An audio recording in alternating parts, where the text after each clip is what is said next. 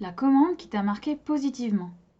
Je me rappelle d'une commande et d'un texte en particulier. Ça faisait que quelques mois que je travaillais avec Scribix et ça parlait de camping en Croatie.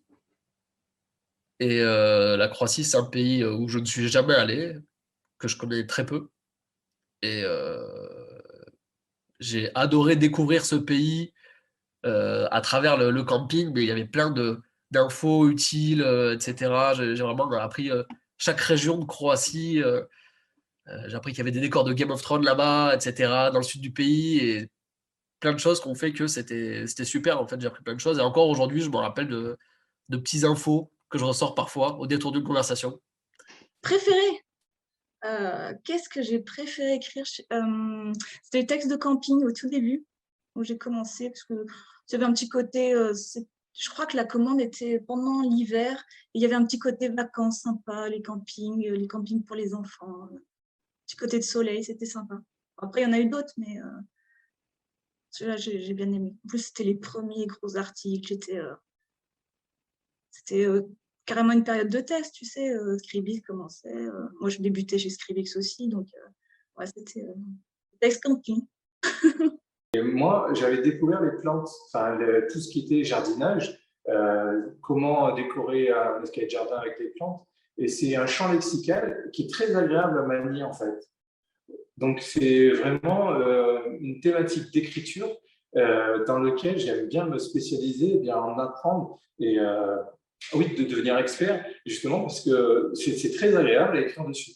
J'ai aimé chaque commande en fait. Et j'ai aimé chaque commande parce que chaque commande était un défi et puis aussi j'ai appris sur chaque commande des choses complètement différentes parce que je me suis un peu lancée parfois dans des sujets que je ne maîtrisais pas mais dont les recherches me faisaient plaisir et m'attiraient quoi, des sujets qui m'attiraient mais voilà.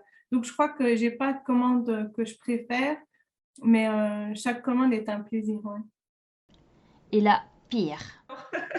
Sans surprise, c'était la commande sur la sécurité de la maison, sur les alarmes, la télésurveillance, la vidéosurveillance. J'ai appris plein de choses, mais ça m'a quand même mise en difficulté parce que j'ai passé quand même beaucoup de temps à me renseigner, à essayer de comprendre comment fonctionnait un système d'alarme, la différence entre vidéosurveillance et télésurveillance. Je pense que je peux presque devenir VRP pour une grande chaîne de sécurité. Bon, j'ai appris énormément. J'ai quand même rédigé 5 ou 6 textes, donc c'était finalement rentable pour moi parce que j'ai pu réinvestir mon temps de recherche. Mais pour moi, c'était vraiment pas évident parce qu'il y a la partie technique et tu vois, c'est pas mon fort. Voilà, donc ça c'était vraiment une commande un peu compliquée en termes de recherche et puis pour comprendre cet aspect technique. Une commande pour un site d'ameublement de luxe, de meubles de luxe. Et il y avait un texte en particulier, bon, tous les textes étaient particulièrement costauds car le style attendu était littéraire. Et bon, faire du littéraire sur de l'ameublement, moi, vu que j'avais pas l'habitude, c'était un exercice. Et je me souviens d'un texte en particulier sur un pouf, somme toute très banal. Et il fallait que j'apporte de la poésie et de l'enchantement à propos de ce pouf carré. J'ai jamais passé autant de temps sur 300 mots, mais c'est un très bon exercice en soi. Je me souviens plus exactement du sujet, mais il y a des fois où effectivement tu ouvres et tu dis mais en fait dans quoi je me suis lancée parce que je crois que c'était un texte sur les charpentes ou quelque chose comme ça et c'était un texte qui restait, c'était pour finir une commande et j'ai dit mon Dieu dans quoi je me suis lancée. Bon, je l'ai fait, mais pas non sans peine. C'est ça qui est bien aussi chez Scribix. J'ai tiré la sonnette d'alarme dans Discord et Morgane m'a dit il n'y a pas de problème, on te l'enlève. Mais j'ai passé des heures sur un sujet qui était les derniers points de la réforme du permis de conduire qui paraissait relativement simple. Et je me suis noyée dans la documentation. Impossible de retrouver la bonne information, on va dire la source primaire. Et ça, pour un rédacteur, c'est terrible parce qu'on ne sait pas si on écrit quelque chose de solide. Et du coup, j'ai lâché l'affaire, je n'arrivais pas. Et bien que le sujet semblait simple. Ce que je me souviens, sans pouvoir mettre un nom sur les textes, en règle générale, c'est les textes où il n'y a vraiment pas d'infos, quoi.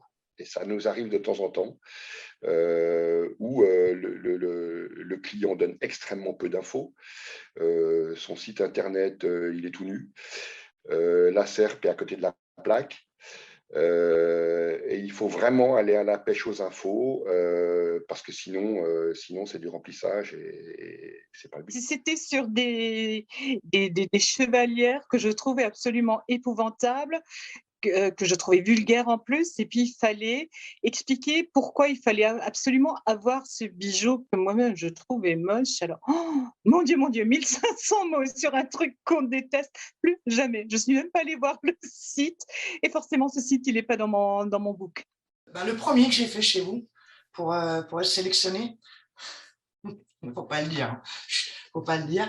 Alors, il m'a donné du fil à retordre parce que j'avais du mal avec l'outil.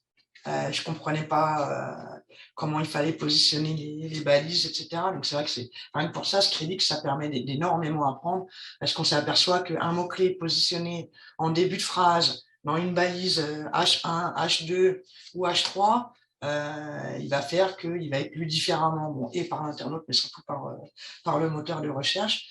Et c'est vrai qu'après, en travaillant chez Scribix et en travaillant avec cet outil, on apprend à optimiser naturellement. C'est-à-dire qu'après, on rédige, ça devient un réflexe.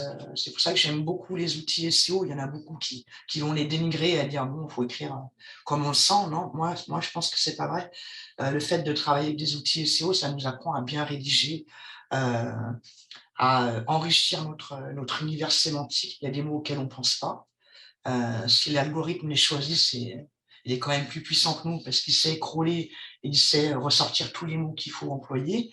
Et ça, c'est vrai que c'est vachement bien parce que moi, ça m'apprend une richesse au niveau du vocabulaire que j'ai pas tout le temps. Donc, pour en revenir au fameux texte qui m'a donné du fil à retordre, c'était pourtant sur une thématique où j'ai dit, bah tiens, pourtant, je suis comme un poisson dans l'eau. C'est pour ça qu'on se remet constamment en question aussi. C'était sur la communication. Et